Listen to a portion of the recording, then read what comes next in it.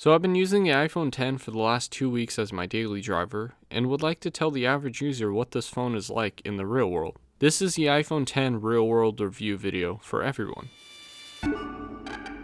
Let's assume you watch my specs video and go from there. We'll start with the cameras.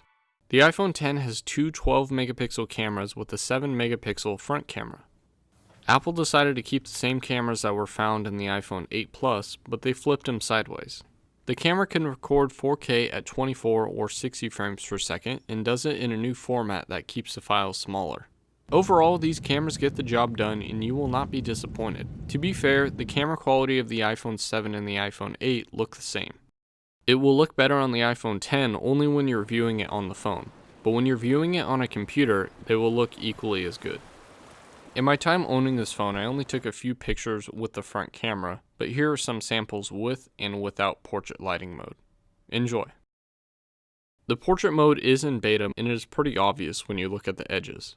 The camera receives a score of 9.25 out of 10. They did a good job on updating the camera. The phone comes with iOS 11 from day one, but will be updated over the next couple of years. When you compare iOS 11 to the older iOS 10, you start to notice some major differences. There are too many features to go over, and there are only a few new things when compared to a normal phone with iOS 11. If you want me to go over iOS 11, you're going to have to refer to my iPhone 8 basics video. But for this video, we will mainly focus on the iPhone 10. Overall, the major differences are the gestures. Some for better, some for worse, but overall they were executed properly. Tap the glass to turn on the screen, Face ID will see you and show your notifications, and then slide up to get into the phone. All of that is very cool, but time consuming when you compare it to other phones. The multitasking can be a little wonky, and it definitely takes some time to get used to it. Having a jailbroken phone allowed me to get used to these features, so it wasn't too difficult for me.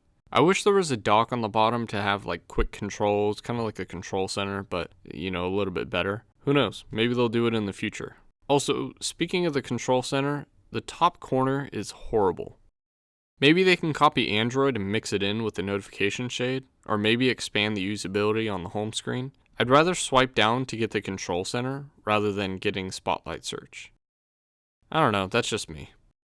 The software will change over time, but for iOS 11 on the iPhone 10, I will give it a 7.75 out of 10.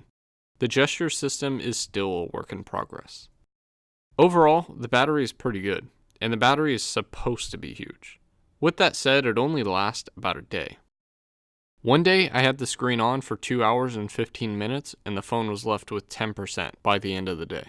With almost 2.5 hours of screen on time in basic usage, I was left with 31%. Another day, I had the screen on for 3.5 hours and was left with 16%. The battery is all over the place, but I know two things. 1, I can get through a full day, and 2, I won't be able to get through the next day. The phone needs to be charged overnight, and if you have a fast charging system, I would highly recommend this for people who need to get a full 24 hours out of this phone. Maybe putting it on low power mode will help, but with this said, I still think the battery deserves a 7.5 out of 10. So why buy this phone? Retail cost is $300 more than the iPhone 8, so is it worth the $300 difference? And the answer is no. I don't think it's worth the money that I paid for this phone. The reason is because the phone is still not perfect.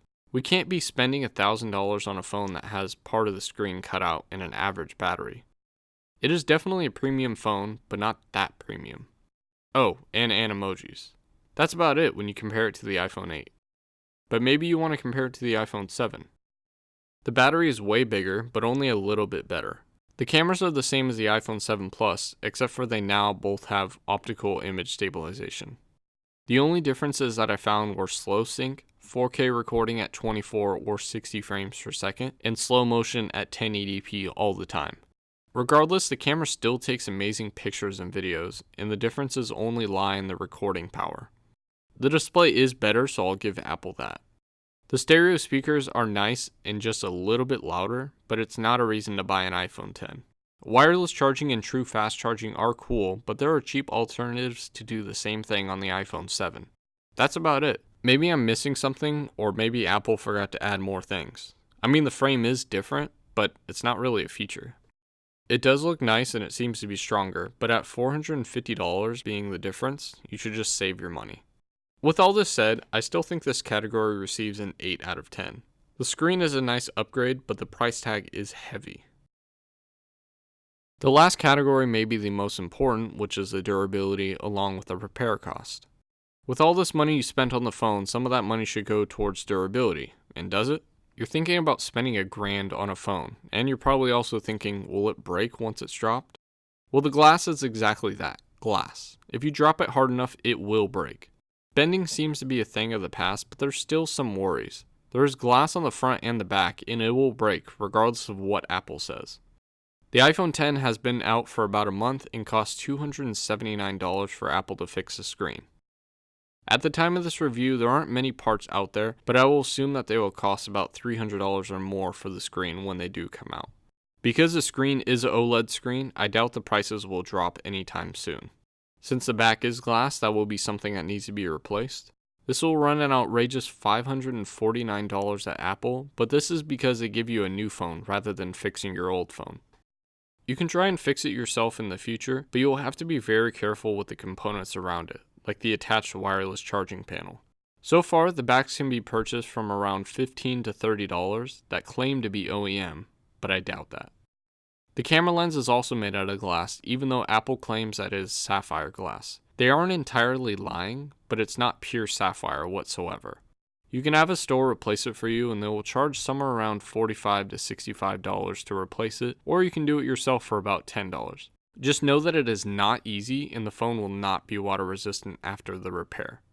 Lastly, after a year or so, the battery should be replaced. These will run about $15 to $25 for OEM or OEM quality and will cost $60 to $85 to have someone replace it for you. However, there are no batteries on the market to buy at this time. With this said, Apple does replace all these parts with OEM products, obviously, and may or may not charge less than third parties. But you will still have to make an appointment for Apple to help you out. Either way, it's best to get 3 opinions and find people that know what they're talking about. Given all that's been stated, this earns a 6.5 out of 10. The score is based on the cost and repairability, and Apple makes it really expensive to change anything. Now, should you buy this phone? With a score of 78%, I believe yes, but only if you have an iPhone 6s or older. I've been using this phone as my daily driver for the last couple of weeks, and I am very impressed with this phone, but not sold on the idea. Sure, this phone isn't a bad phone, but for $1,000, I expected this phone to be a little bit better. If you're coming from an iPhone 7 or an iPhone 8, I hope you don't buy this phone, but if you're coming from an iPhone 6s or older, I would consider this phone. And that's all I have to say about this phone. If you enjoyed this video, let me know in the comment section below or on Twitter at MattofRWR. And I have a question for you. Is the iPhone X the next big thing? Let me know.